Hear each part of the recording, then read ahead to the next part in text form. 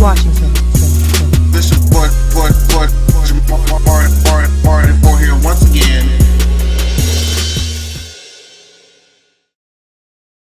Hey, what's going on, YouTube? This is your boy Jamar 84 here once again. I don't know where that came from. Don't ask me. I was just feeling it in the moment. Y'all feel it with me. We here, all that. But we're here to. I'm gonna do this all. For those of you who haven't watched me before, I like to just do this all day because it's like the camera's like right here and it just looks so nice. It just feels so good. Anyway, that's not what we're here to talk about. We're here to talk about Love and Hip Hop Atlanta, season 4 episode. I don't know. What are we, like 9 or 10? Child, it'll be in the title somewhere down there. But this, I think, was actually my favorite episode of the entire series. For reasons we're going to explain in a minute.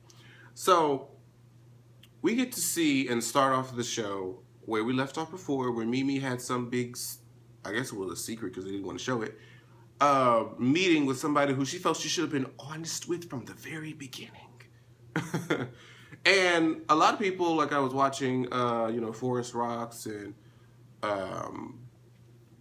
Scotty and just my other, fellow YouTubers who do the reviews, they were thinking it may be Arian.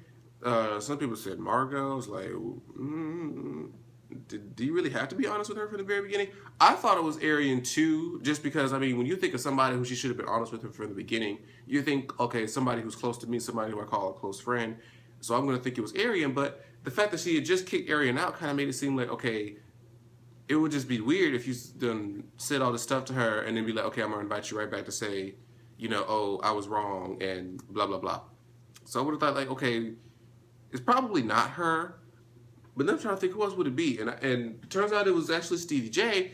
And, it makes sense, but for some reason, I just didn't think Stevie J, because I'm like, be honest with him from the beginning about what exactly? Why? At first, it didn't just register the reason why she needed to be, I don't know. Anyway, doesn't matter. So she gets in and she talks about, oh, hold on. Before I get to what you talked about, I saw on Facebook, I believe, and it was Funky Daniva who posted that Mimi decided to come out about this whole sex tape and how she was behind, well, how she explained it. I'm trying to see exactly, okay, I guess the lie here is the fact that the thing is, what I'll say about Funky Daniva is that he posted that she lied before the episode came out. So they tried to, I guess, put the information out before the episode came out, but it was going to come out in the next few hours anyway, so, whatever. But anyway, I think the lie was the fact that she helped Nico come up with the whole story about the bag getting lost and how they orchestrated a deal to where he was going to be the bad guy and she was going to play the victim, which is sort of what Nico said. And what Funky Daniva said in his article was that, it kind of makes you wonder, not like we really ever completely thought that this was completely real anyway, but it kind of makes you question the integrity of, the whole show. Like, I know it's supposed to be reality. It's like, so were the producers in on this secret? Like, was they trying to film the reality of what they thought Mimi's reality was at the time last season when she was crying and emotional and, when the tape came out? So I'm like, okay, the sex tape may have been staged. Was the reaction and how it was put out on the show and edited staged as well? Like, if they said that, okay, Mimi came up with this and the producers at the time didn't know that they were doing that, then, okay, that would be reality TV. And then they would come out later and say, oh, they lied or whatever. That would make sense. But now if they're saying it was staged, but then Love and Hip Hop staged their stage, it's just the whole lot. It just started getting piled up and it was just like, okay. But she wanted to talk to Stevie J. They got it off. She got it all off her chest about how he lied and how they came up with the whole sex tape and all this shit. And she says that she wanted to expose herself before Nico could expose her, to take my power back. I'm just like, I mean, true, but it just seemed like Mimi just did so much to herself unnecessarily. And we're going to get further into that later on with that scene with her and Arian in the parking lot where she was naked. But moving right along, Scrappy meets with Ernest, the man that's been, going to be dating her mom and all this other good stuff.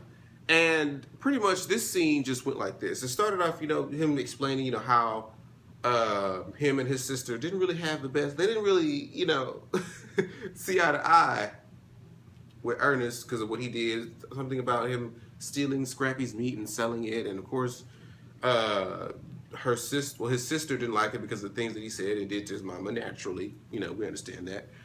But he's like, we adults now, and if you are in a better place now, if you are a different person, and if you really make her happy, then, I guess us as kids to just, let back and let y'all do what y'all do. And that's kind of, how it's supposed to be. Like, even though when we're adults and our parents aren't together and they date other people, and we may not necessarily like that person for our own reasons, but if we, just kind of let them do them and let them be happy, then I think we'll come around, as crazy as that may sound. Because I've dealt with that, with my parents and their dating lives. I may not necessarily too much care for the person that they're dating, but if they so happen to make my parent happy, then I'll just kind of take a step back and be like, what y'all do what y'all do.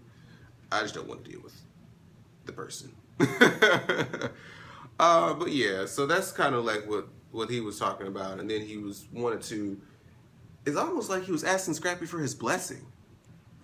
He's like, I want to marry her. He was just like, oh, And I'm just like, oh, that's nice. The way they presented Ernest is on the show is kind of like, somebody who was a bad person in the past, but is really showing effort to, be the better man, be a bigger man, be the type of man that he's always wanted to be to Momma Dee, which I like to see. That makes me feel good on my insides. So the next scene is where the shit gets real. Okay? And, ooh, okay. So we see Kalenna, she in the kitchen, cracking some eggs, stirring it up on the little skillet. And she's holding this baby, and she's like, Tony didn't come home last night. And he's like, he was all night out at this club, and then the motherfucker gonna walk in, talk about some, ooh, that smells good. Hey, how you doing, little Noah? I believe his name of that baby is Noah. He's like, oh, you look so cute. What you got cooking, babe? Like, and Kalenna's like, bitch, nope. He about to walk up in here like everything is all hunky-dory. Ain't no, hell no. You just came in 10 o'clock the next morning, and I ain't heard from you all night. And I'm going to assume that the way she talking, he didn't call, check in. He didn't say, hey, babe, I'm going to be working late. I'm here at Club Couture. What's this called? Club Capture. And, I'm handling some business. Hell, invite me. Do you want to come down? Well, I guess you could leave the baby. But, when you're in a relationship. 9 o'clock. There she go again. There she go again. When you're in a relationship and you're the type of person who, you don't have to necessarily be a workaholic, but if you're going to be the type of, person that has a job or some kind of way of making money that keeps you out late, it's very important to check in with whoever it is that you're with, that you may stay home, because you staying out all night and not even, calling to see, if I'm okay, say goodnight or something. At least let me know what you're doing, what's up. That shit ain't cool. And then you're going to walk in the next morning, 10 o'clock in the morning, talking about, no, nuh-uh. So, Kalenna checks his ass. And I feel like she had every right to, like, dude, what the fuck? What you thought this was? And he going to talk about some, here we come with the bullshit. I'm like, nigga. Are you serious? Are you serious? This woman, like she said, is at home with this baby, trying to get her music career off the ground. You supposed to be her manager. You ain't doing SHIT about it. And you talk about here you come with the bullshit and you staying out late and he's talking about you know what I was doing, you know what I was doing. But still, it's just a sign of motherfucking respect, okay? You would flip your wig if I stayed out all night at a club because she was like, what do you do at clubs? Like generally, there's people there, people are dressed up, people look nice, people hook up sometimes. So just come on, like it's just a thing out of respect. And he gonna tell her, she's sitting there fussing back and forth trying to check this nigga. He gonna tell her to shut the fuck up. Now here's the thing. I think I saw a meme or something on Facebook, somewhere on the internet, and it's like dudes get females and they complain about how much they bitch, how much they nag, how much they always be, trying to tell them what to do and always trying to, control, not necessarily control them, but, always nagging at them and telling them things they need to be doing and all this and the fourth. And they were like, I don't want no bitch that's gonna nag and this, that, and the fourth. And I'm just like, a woman who puts that type of energy to nag you and get you to do shit is because that bitch actually gives a fuck about you and your future and your just overall well-being. So if you have somebody who's checking you about the bullshit that you're doing, because 9 times out of 10 men know that they're doing bullshit, but they're not going to admit it just because they have this whole egotistical thing going on. But a woman who is actually putting that kind of effort into your well-being to nag you and be like, I know you can do better and I'm frustrated that you're not doing that. That woman actually gives a fuck about you, and that's the kind of woman that you need, and later on you're going to realize that's the kind of woman that you want. But a lot of times niggas ain't going to do that. They ain't going to really realize that until the bitch leaves their ass and finds somebody who appreciates them. Then they're going to be talking a whole lot of shit, talking about they probably fucked around and shit, trying to make her look bad when they just jealous that they ain't with her no more. But yeah, so he's saying all this shit, and I'm just like, boy, you stupid. Like, I mean, it just seemed like that was just mad disrespectful out of nowhere. Like, what are you getting upset with her for? Because she's mad at you for coming in 2 o'clock in the morning, talking about some, oh, you know what I do, you know what I do. But still, nigga, it's just, like I said, it's a sign of motherfucking respect. So she breaking the damn dishes on the table and shit. He's talking about, I don't even want to fucking manage you no more. He's saying you ain't doing, she's like, you ain't doing too much shit on the husband front or the management front. So I need you to get together. And so he's basically like, fuck you, get your own management shit. I ain't with that shit no more, blah, blah, blah. And I'm like, as a man, how you gonna tell your wife? And now, mind you, it didn't look like this was the first time Kalenna's ever hearing anything about this, I don't want to manage no more. So I'm like, you got this girl on the edge. She's supposed to be working on the album. She's supposed to be getting her stuff out there. And you just decided on your own that, okay, I'm not going to manage you no more. Like, you ain't even had that communication and the talk with her. So I'm like, you a bitch nigga. So he's talking about the creative ain't going nowhere and shit. I'm like, damn. So you just gonna say, like, are you trying to say that she's not creative no more? Are you saying you don't see it for her no more? Like, that's fucked up. And I feel like Kalenna should just be like, okay, you know what, nigga? You should. What I want Kalenna to do, even though we saw like she's gonna get Deb to manage her from now on. What I kind of wanted Kalenna to do is like get a fine ass motherfucker, like somebody who is gorgeous, to manage her. And like make it seem like she's sleeping with her and him, because even though she does, she likes women too. But even though you just make it seem like that she done got her a real man together, and now Tony gonna be sitting there looking foolish. That's what I wanted to do, just because Tony was so out of line for that shit that he said. And moving on to the next scene, Cena's talking about Jock has been sleeping on my couch, since KD kicked her out. And I'm just like, I think it was Forrest Roxo I was watching last week and was like, so you expect us to believe, Mona Scott Young, that Jock left that baby mama club meeting thing? You expect us to, he left, went to Cena's house, just checked on her, and left her house and went to a gas station and went to sleep? You think you expect us to believe he didn't stay at that woman's house and fuck her? Really? I ain't buying that. And then she gonna say, oh, he was staying on our couch and shit. And I'm like, Girl, I mean, even Jock was, confirmed, I was staying on the couch trying not to give her the wrong impression. I'm like, y'all fucked. Y'all fucked. Don't even play with me right now. Like, y'all fucked. But she wants him to, stop playing around. She wants them to be a family and stuff. I'm just like, see them. I don't see why you would still want to fight to get this man. Like, you see the things he does to the people that he's with, and I'm just like, do you just want to be with him? I guess I know she loves him and all that shit, but it just seems like he's not worth the headache. I just say have him in your daughter's lives and find you another motherfucker that isn't bouncing from bitch to bitch. That's just my thing. I'm just like, I don't understand why these women are so gung-ho about this nigga when they can physically see, you can see his track record. He has this bitch, he still has a wife, and it's just like, why would y'all bother with this motherfucker? I don't get it.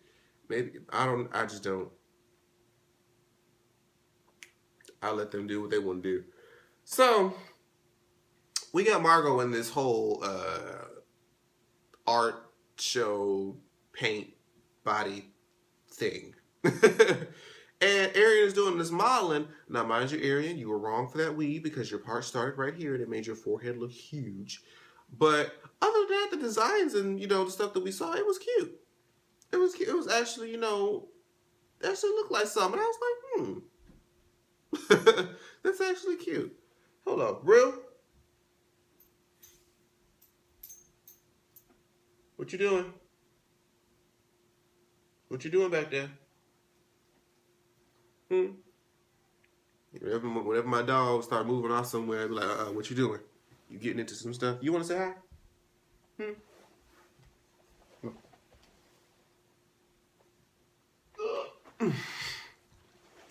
Say hi to the people. Say hi to the people. Y'all know I like to bring my dog on the show. And he's going to be with me for a while, so you're going to probably see him a lot. But, so, Arian and them doing the modeling for this show, Knots. And, there's anything else that happened before that? Nico came in, said some bullshit. See me looking over here at my notes. Hello. So Mimi comes to the art show. And of course, Mimi is giving this glow of, I'm so free. I just, I want to speak my truth and I just want to make everything right. So she's going to come. She wants to talk to Arian because, that's her friend. And she feels like if Stevie J can, accept her and say that he wasn't going to be mad about the things that she did and the lies that she told and all that stuff, then she feels like, I should get the same response from my friend. So she comes in, she's looking nice, she's glowing, and I thought, was going to actually step aside and talk to Arian first. But she steps aside and wants to talk to Margo first. So I'm like, okay. So she talks, basically says everything about, the things that they come up with, the lies and whatnot. So, I mean, pretty much Margo was, in a way, she was right, about Mimi, but it was still, she tried to make it seem like Nico was the more innocent person in the situation when they really did the thing together. Like, Mimi was not the mastermind out there. Sir, Rue, wake up. Well, if you're going to go to sleep, you can let you go to bed. Good night. Say bye.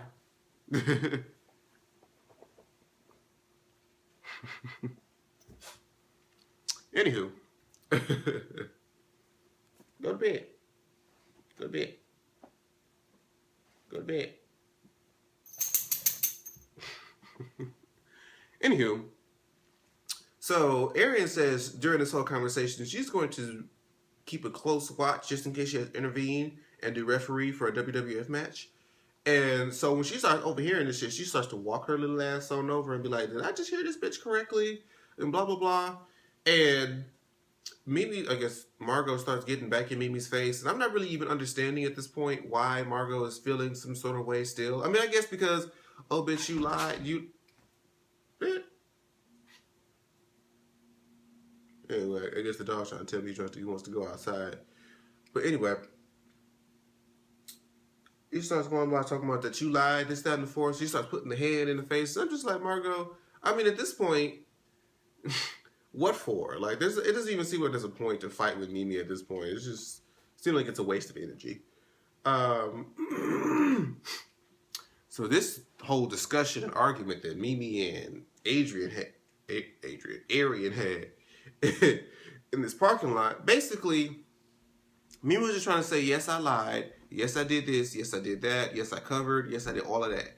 And Arian is like, just being so hurt, like, why would you do this? Like, you know how I felt about that. This has been settling with me. And Mimi was like, well, you don't know what it was like. It was settling with me too. I was actually in it, this, that, and the fourth.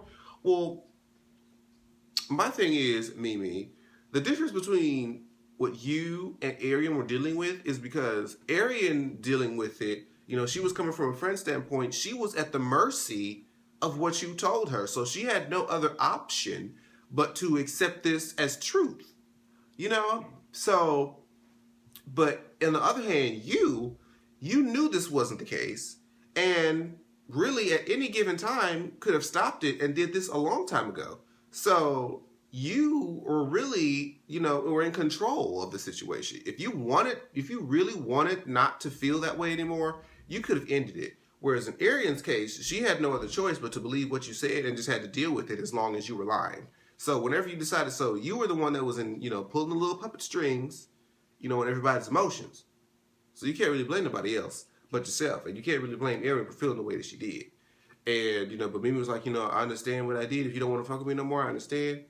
And, you know, pretty much Arian was just like, you know, I don't, it's just too much for me to handle right now. I'm not really saying I'm not going to fuck with you no more, but I'm saying that I ain't about to fuck with you right now. So they walk off and shit. So club capture. It opens and Jocelyn's performing her "Stint You with my cootie cat. I stint you with my cootie cat." And it looked like Stevie J was doing his verses or whatever from like the motherfucking up in the stands and shit. I'm like, why isn't Stevie J on stage? Like, I see, you know, Jocelyn got this whole row of dancers doing who knows what, and they only show like 30 seconds, if that, of the performance. I'm like, it would have been nice to see, but you know, that's whatever. But so far we got their little performance. Then Tony and them talking about they killed it. He's talking with Stevie J, and basically Kalenna and Tony. Kalena's talking to Rashida and Kirk about their marital situation. Tony's talking to Stevie J about their marital situation. And I guess they're just trying to, I don't know, this is going to try to perpetuate the storyline of Rashida. She's going to get involved. It seems like, and then the next week, Rashida's getting involved with Jock and that whole situation. I'm like, what the fuck? How'd they even come together? But anyway, damn, this video was long. I hope it's good, though. I hope y'all enjoying it. Y'all enjoying it? Click the thumbs up button if you made it to this point and you enjoyed the video. Oh, gosh. But that whole club catcher, it looked like it was cute. It looked big, spacious. It looked nice. But then again, all these clubs on Love and Hip Hop be looking nice, and then they be being foreclosed in the next couple of weeks. So we'll just have to see how this goes. Hopefully, all that money that they invested didn't go to waste. But this next scene, probably looked like one of the most genuine scenes ever filmed in Love and Hip Hop, just because I felt like I've seen this before. You know, this doesn't seem like something so dramatic that it wouldn't happen. You wouldn't probably see it in real life, you know, type thing. So, you know, Momma Dee and Ernest are at church, or, you know, local church in Atlanta. And the minister talks about, you know, does anybody else have a testimony? You know, they're talking about love. And he gets up there and basically says, you know, I've done some things in my life, you know, and I had a woman that I wasn't able to appreciate because of the things that I was doing. But, you know, I want to let her know that I love her so much and she means the world to me. And I want to make an announcement. And he proposes to her. And I was just like, oh, that was sweet. He was like, and I wanted to, you know, I gave you a promissory ring, but I wanted to be, you know, man up and get you a real thing. And I looked at that diamond. I was like, that shit look nice. Look at Ernest that actually did something. I was like, go ahead, boy. And, you know, of course she accepted it. She said yes. And And then the choir started singing her song, I Deserve, and it was cute. And she was like, I had to sing a couple of verses and dedicated it. It was really nice. I think that was like I don't feel like, I mean, it very well could have been staged still. But it's just watching it, I think it was edited well in such a way. It seemed like it was just like a home video of a proposal. So it seemed genuine to me. We don't know that. But it seemed genuine to me. Where are we at? So we're near the end of the episode, and Margo goes to Nico's apartment. And I guess she was saying Mimi's truth-telling revealed some sort of revelation within herself. And she feels like, you know, Mimi telling the truth and coming to my art show made me do some own self-reflecting. And so basically she walks up in Nico's apartment and it's like, you know, I just feel like we're poison for each other. We're toxic. You know, it's just back to the time when I cheated on you and I just didn't know how to feel and I just didn't know how to tell you. I never really apologized. And, you know, I just feel like this whole relationship is not going to work out. And I just feel like I want you to be happy even though it's not with me and all this other stuff. Mind you, homegirl still just cannot get a wig together. Her hair still just forever looks forgotten about. Like, I love her bone structure. I really love Margo's bone structure. I feel like she could really be a really beautiful woman, but this head. But she basically went to Nico's apartment to break up with him. And I'm just like, I mean, she was talking about, she just now thought about the fact that he did a sex tape with another woman. I'm like, really, bitch? Now you're reflecting on that? Now that's really starting to dawn on you that yes, the person that you've been defending did a sex tape with another woman, and now you're just like, okay, what? Anyway. So she broke up with him and they wanted to see other people. I'm just like, I didn't really see it for them relationship-wise ever. Like, they didn't even have like a chemistry. They didn't even look right together. Like, it just seemed like they were together for a story about me. That it didn't even seem like they were standing on their own as a relationship. You didn't see them kiss. You didn't see them cuddle up. Like, it was like, why even be in it? So I guess that's what she was doing. And last scene, we got Katie and Jock. Katie's trying to say, like, hey, she invites you over. She's like, hey, my body been off. I ain't been sleeping right. Shit been fucked up. I might be pregnant. And Jock is like,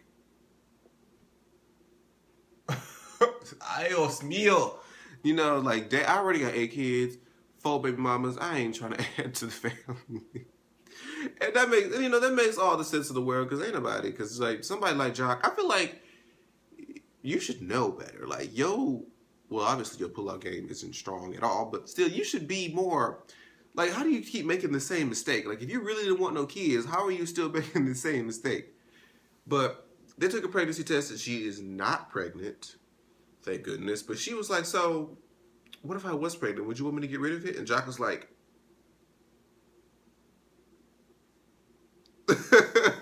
he's like, I don't know what to say here. I have to make a decision. I don't want to say the wrong thing. And he pretty much was like, I thought he was going to go about the route of saying, oh, I would never want to, you know, kill my baby. You know, I would, you know, I'm always pro-life. You know, I never want, you know, to kill my baby just because of my own selfish reasons. Like, I was expecting him to go that route. But he was just like, you know, I just really don't want no other babies. Like, I'm not going to say that I would have married you. And she's like, I don't want you to marry me because of a child. I deserve a man who loves me for me. That type of deal going on. And I be trying to feel sorry for Katie, but at the same time, I'm like, bitch, all these other girls are doing, you know, the fact that he got all these other girls, you were another bitch too when he was in a relationship with Carly, so karma's a bitch, girl. I can't feel sorry for you, girl. But that was Love and Hip Hop Atlanta, y'all. This one, like I said, this is one of my favorite episodes. You know, had the whole Momma Dee church scene, which I liked. Mimi done finally came clean and shit. We got a good girl. A good part in the parking lot with her, Adrian. I just liked it. It was a good episode. It was very well put together. So, thank you guys for watching. I know this video is long as shit, but I hadn't given you all the videos since last week's episode. So, I hope you guys enjoyed. Make sure you thumbs up the video, share and like and tweet it. And make sure you guys follow me on Twitter at Jamar84. Oh, and that reminds me. I wish I should mention this at the beginning of the video for people who started the video. I have created a Snapchat. So if you guys want to follow me on Snapchat, it's Jamar844. So Jamar84, but with an addition of 4. So Jamar844. So thank you guys so much for watching, and I will see you guys in the next video. Bye-bye. Like, share, subscribe. Washington, Washington.